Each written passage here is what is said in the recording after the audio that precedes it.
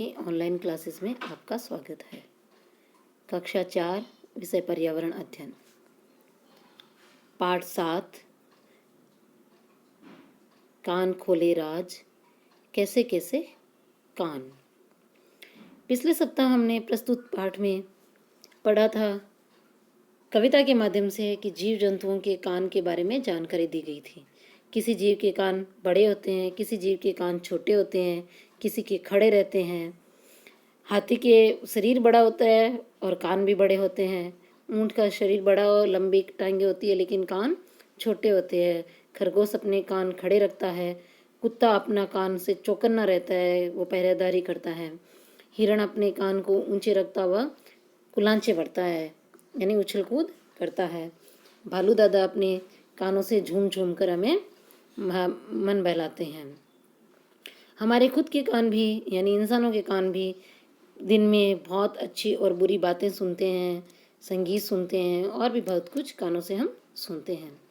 साथ में ये भी पढ़ा था कि कुछ जीव जंतु ऐसे भी होते हैं जिनके कान नहीं होते हैं, फिर भी हम महसूस करते हैं कि वो सुनते हैं, क्योंकि वो आवाज़ से भागते भी हैं और कभी पुकारने पर आते भी हैं।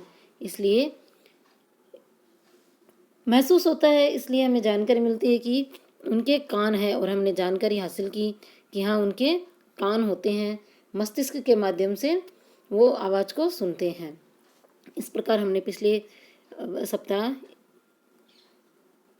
पिछली कक्षा में इसी पाठ में से कविता के माध्यम से कान की आकृति और छोटे और बड़े कान इस बारे में पढ़ा था। आज हम पाठ का अगला भाग कहानी पढ़ेंगे। कहानी का नाम है बड़ा सवाल छोटा जवाब। आप चित्र में देख रहे हो, एक महात्मा बैठे हैं पेड़ के नीचे और कुछ स्त्री और पुरुष उनके आसपास हैं। एक गांव में एक महात्मा पधारे। वो बहुत ज्ञानी थे, यानी उनको बहुत सी बातों का जानकारी थी। उनके बारे में बहुत सी बातें ऐसी होती है जिनकी जानकारी हमें नहीं होती है, तो इस प्रकार से वो महात्मा थे, उन्हें बहुत सी बातों की जानकारी थी। दूर दूर से लोग उनके दर्शन करने आते। महात्मा बड़ी तसल्ली यानी आराम से बिना झुंझलाए हुए सभी के सवालों का जवाब देते थे। पर वे सूर्य ढलने के पश्चात ध्यानमग्न हो जाते थे, यानी कि जब सूर्य ढलना यानी साय हो जाती थी तब उसके बाद वो किसी से भी बातचीत नहीं करते थे। वो अपने ध्यानमग्न हो जाते, अपना ध्यान करते थे। फिर वे किसी से बात नहीं करते। कुछ शरारती लोगों ने उन्हें परेशान करने के लिए सोचा। हमारे आसपास देखते हैं हम, कुछ ऐसे भी व्यक्ति होते हैं जो हमें चिढ़ाते हैं या हमारे काम में बाधा डालते हैं, तो इस टाइप के शरारती लोगों ने उन्हें परेशान करने का सोचा। उन्होंने सोचा कि कोई ऐसा प्रश्न करें जिससे महात्मा जी उसका उत्तर दे तो वो उत्तर बहुत लंबा हो और सूर्य ढलने के पश्चात भी उत्तर पूरा न हो पाए। फिर देखते हैं कि वो क्या करते हैं, यानी कि फिर वो जवाब देते हैं नहीं देते हैं, ध्यानमग्न होते हैं या नहीं होते हैं।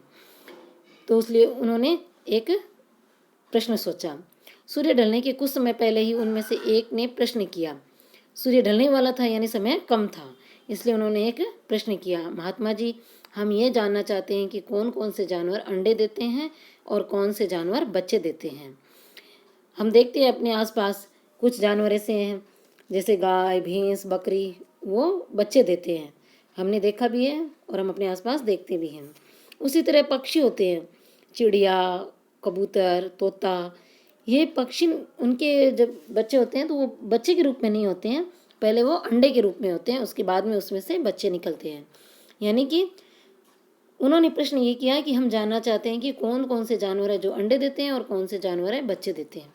महात्मा जी ने सूर्य की ओर देखा, धीरे से मुस्कुराए और बोले।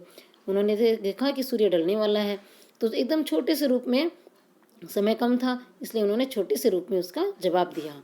पुत्र, वे सभी जानवर जिनके कान बाहर दिखाई देते हैं वह शरीर पर बाल होते हैं सामान्यतः बच्चे देते हैं।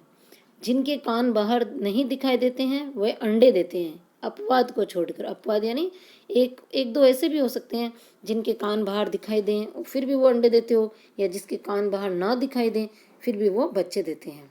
यानी कि एकदम छोटे से रूप में उन्होंने उसका एक हमें लक्षण बता दिया कि जिसके कान बाहर दिखाई देते हैं और शरीर पर बाल होते हैं वो सामान्यतः बच्चे देते हैं, और जिनके कान बाहर नहीं दिखाई देते हैं वो अंडे होते हैं। पूछने वाले सभी महात्मा जी नतमस्तक हो गए। नतमस्तक यानी उन्होंने सभी, उनके इस छोटे से वाक्य में उन्होंने जीव जंतुओं के बारे में गहरी जानकारी दे दी थी, इसलिए वो सभी उनके प्रति श्रद्धा से झुक गए। हम भी अपने आसपास देखते हैं, गाय भैंस बकरी, इनके कान दिखाई देते हैं और शरीर पर बाल भी होते हैं, ये जीव बच्चे देते हैं। वहीं मुर्गी, चील, कौवा आदि, इनके कान नहीं दिखाई देते हैं, वह बाल भी नहीं होते, इनके पंख होते हैं और ये अंडे देते हैं। फर, जो किसी जीवों के फर भी होते हैं, फर को हम बाल में नहीं गिनते हैं, वो उनके फर अलग ही श्रेणी में आते हैं। और पक्षियों के पंख होते हैं, वो उड़ने के काम होते हैं और वे अंडे देते हैं। आप चित्र में देख रहे हैं, गाय है, बछड़ा है, गाय के कान बाहर दिखाई देते हैं और ये जब इनके बच्चे पैदा होते हैं तो बच्चे के रूप में ही पैदा होते हैं। उसी तरह ये चिड़िया है, चिड़िया बाल दिखाई नहीं, कान दिखाई नहीं देते हैं और ये अंडे देती है।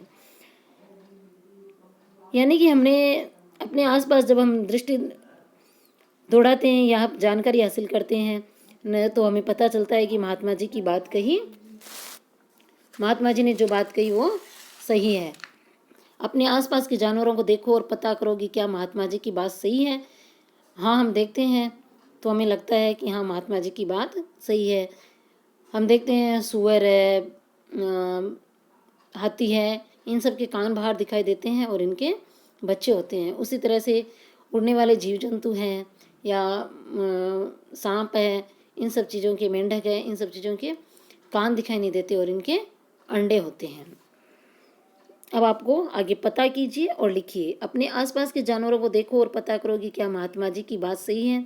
अपनी कॉपी में इस तरह से एक तालिका बनाइए और भरिए। ये आपको करना है। अभी हम आपस में बातचीत करके इसको सुलझाते हैं। जानवर जिनके कान दिखाई देते हैं, क्या वे बच्चे देते हैं? क्या उनके शरीर पर बाल है? जिराफ, जिराफ के बच्चे होते हैं और जिराफ के शरीर पर बाल भी होते हैं, यानी हाँ। इसी तरह आगे हम इसको और सोचते हैं क्या हो सकता है। हमारे आसपास देखो, गाय के कान भी बाहर दिखाई देते हैं, बच्चे भी होते हैं और उनके शरीर पर बाल भी होते हैं। इसी तरह हाथी, इसके भी कान दिखाई देते हैं, बच्चे भी होते हैं और इनके शरीर पर बाल भी होते हैं। बकरी के भी कान बाहर दिखाई देते हैं, ये बच्चे होते हैं इनके और इनके शरीर पर भी बाल होते हैं। भैंस, इनके भी बच्चे होते हैं और इनके शरीर पर बाल होते हैं। इसी तरह कुत्ता, हम देखते हैं गलियों में कुत्ते के बच्चे क्या होते हैं, पिल्ले कहलाते हैं। इनके बच्चे होते हैं और इनके शरीर पर बाल होते हैं। इसी तरह अब आगे आप देखते हैं जानवर जिनके कान नहीं दिखाई देते हैं और वे बच्चे भी देते हैं या नहीं देते हैं, आपको जानकारी करते हैं उनके शरीर पर बाल है या नहीं है। तोता, इसके बच्चे नहीं होते हैं, ये अंडे देते हैं। इनके शरीर पर बाल होते हैं क्या? नहीं होते हैं।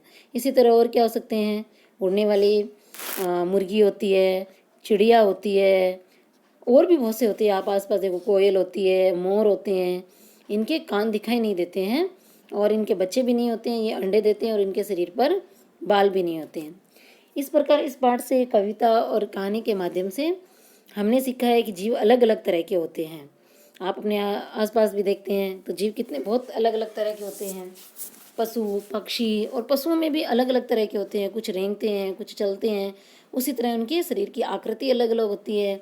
इसी तरह उनके कान अलग अलग होते हैं, अलग अलग तरीके की होती है। किसी के कान होते हैं, किसी के कान नहीं होते हैं, और फिर भी वो सुनते हैं और उनकी प्रतिक्रियाएं अलग अलग होती है। प्रतिक्रिया यानी हम जब करते हैं तो वो क्या उसका वापस जवाब देते हैं, वो चीज़ें अलग अलग होती हैं। इस प्रकार हमने ये सीखा है कि जीव अलग अलग तरह के होते हैं। कुछ जीव अंडे देते हैं तथा कुछ बच्चे देते हैं। हमने महात्मा जी की कहानी के माध्यम से जाना है कि कौन से जीव अंडे देते हैं और कौन से जीव बच्चे देते हैं। आपने कहानी में पढ़ा है कि जो जिस जीव के कान बाहर दिखाई देते हैं और जिनके शरीर पर बाल होते हैं वो बच्चे देते हैं, और जिनके कान बाहर नहीं दिखाई देते हैं और उनके शरीर पर भी बाल नहीं होते हैं वह सब अंडे देते हैं। इस प्रकार हमने इस पाठ से जीवों के बारे में सीखा है, कान के बारे में सीखा है, और हमें ये एक लक्षण बताया गया है। हम बिना किसी ज़्यादा जानकारी के एक छोटे से माध्यम से हम समझ सकते हैं कि जिनके कान बाहर दिखाई देते हैं वो बच्चे देते हैं, और जिनके कान बाहर नहीं दिखाई देते हैं वो अंडे देते हैं। अब आगे हमें जानना समझा। अब बताइए, ये आपको कक्षा कार्य करना है। निम्न लिखे प्रश्नों को पढ़कर खाली जगह में सही शब्द भरिए। गाय के कान दिखाई देते हैं। गाय अंडे देती है क्या? नहीं देती है, बच्चे देती है। मुर्गी अंडे देती है, उसके कान दिखाई नहीं देते हैं। बिल्ली के कान दिखते हैं, वह बच्चे देती है। अब रिक्तिस्तान के कान नहीं दिखते, वह रिक्तिस्तान देती है। नहीं दिखते किसके? चिड़िया के कान नहीं दिखते हैं, वह अंडे देती है। इस प्रकार हमने ये पाठ समझा। इनका सदा रखो ध्यान, बहुत महत्वपूर्ण है कान। यानी हमें कान का हमेशा ध्यान रखना चाहिए। चाहे वो पशु पक्षी की हो, हम पशु पक्षी पालते हैं तो कान का हमेशा उनका कान का भी ध्यान रखना चाहिए, और हमें अपने कानों का भी ध्यान रखना चाहिए। ये बहुत ही महत्वपूर्ण है। इसके साथ ही हम इंसान हैं, भगवान ने हमें कान दिए हैं, तो हमें ये भी ध्यान रखना चाहिए, हमें अपने कानों से अच्छी अच्छी बातें सुननी चाहिए, ज्ञान की बातें सुननी चाहिए, किसी की बुराई नहीं सुननी चाहिए, भगवान के भजन सुनने चाहिए। उस प्रकार भी हमें अपने कानों का सही उपयोग करना चाहिए। आगे प्रश्न है, महात्मा जी के जवाब से हमें क्या जानकारी मिली? उत्तर है, वे सभी जानवर जिनके कान बाहर दिखाई देते हैं, वह शरीर पर बाल होते हैं, बच्चे देते हैं। जिनके कान बाहर नहीं दिखाई देते हैं, वे अंडे देते हैं। महात्मा जी की कहानी से हमें ये जानकारी मिली ना, ये प्रश्न हुआ। इसके बाद में आपको ये बताया था कि अपने आसपास हम देख कर पता करेंगे। तो जिन जानवरों के कान दिखाई देते हैं, क्या वे बच्चे देते हैं, क्या उनके शरीर पर बाल है, ये हमने तालिका पढ़ी थी। तो ये तालिका आपको कक्षा कार्य में करनी है। और इसके नीचे ये मैंने खाली छोड़ी है, जानवर जिनके कान नहीं दिखाई देते हैं, क्या वे बच्चे देते हैं या नहीं, क्या उनके शरीर पर बाल है या नहीं, ये आपको गृह कार्य करना है। धन्यवाद।